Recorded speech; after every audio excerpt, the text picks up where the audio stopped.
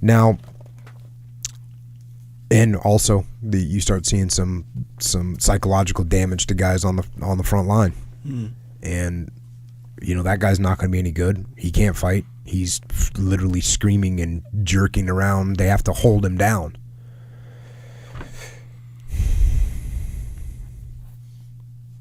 All right, now the battalion is going to move and take over a whole area from the 3rd Armored Division, and it's moving into this area. It's got 300 replacements coming in. So think about that.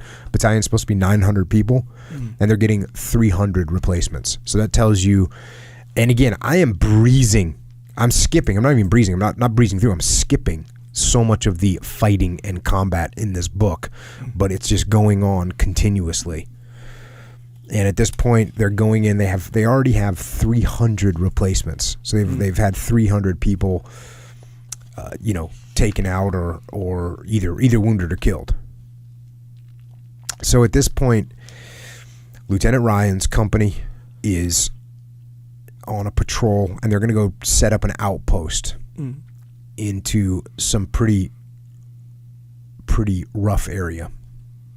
And as the patrol is out there, here we go. Then came the first shots from the patrol. They were going in well, and it looked for a few seconds as if Ryan was going to get to his outpost. But a flare of 3 red star clusters floated up from the German lines, and all hell broke loose again. Every Kraut gun that had been used to help stop the 3rd Armored, plus probably a few that had come in late, opened up on about 150 yards of the Able Company front. It was concentrated, thunderous murder such as no one in the battalion had ever seen before. Ryan's line was a mass of seething, leaping flame that looked as if it were fed from below rather than from an inconceivable torrent of shells that came on and on and on. The barrage switched suddenly from the company to the battalion.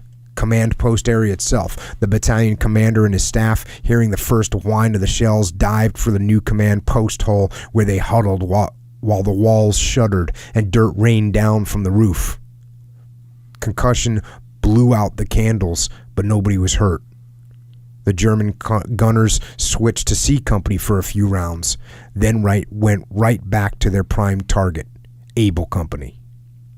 While they were pounding Kenny's company, a single short call came in over the 300, which is their radio. Able 6 is clipped. That meant Ryan had been hit, but there were no details.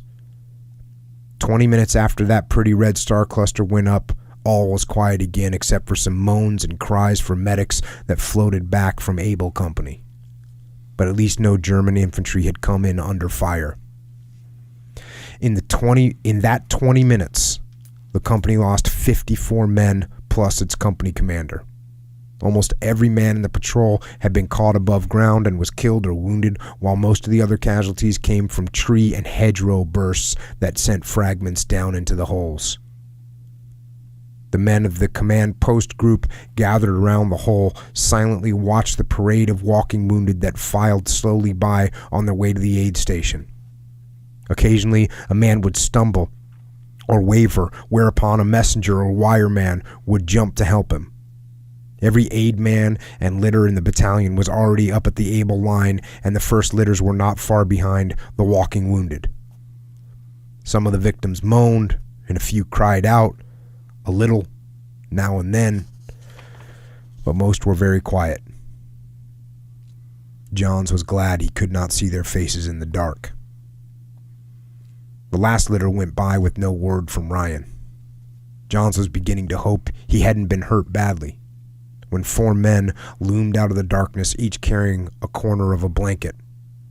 Ryan was half sitting, half lying in the makeshift litter, gritting his teeth at the pain of the wounds in an arm and a leg. They laid the blanket down gently in front of the major, who stripped off his coat and laid it over the company commander. Ryan managed to work up a feeble grin.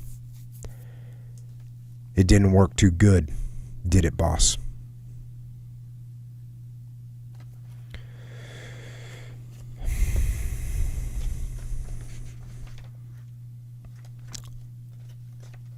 That's,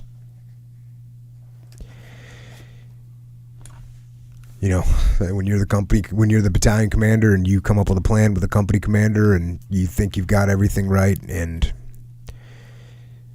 you lose 54 guys in a company in 20 minutes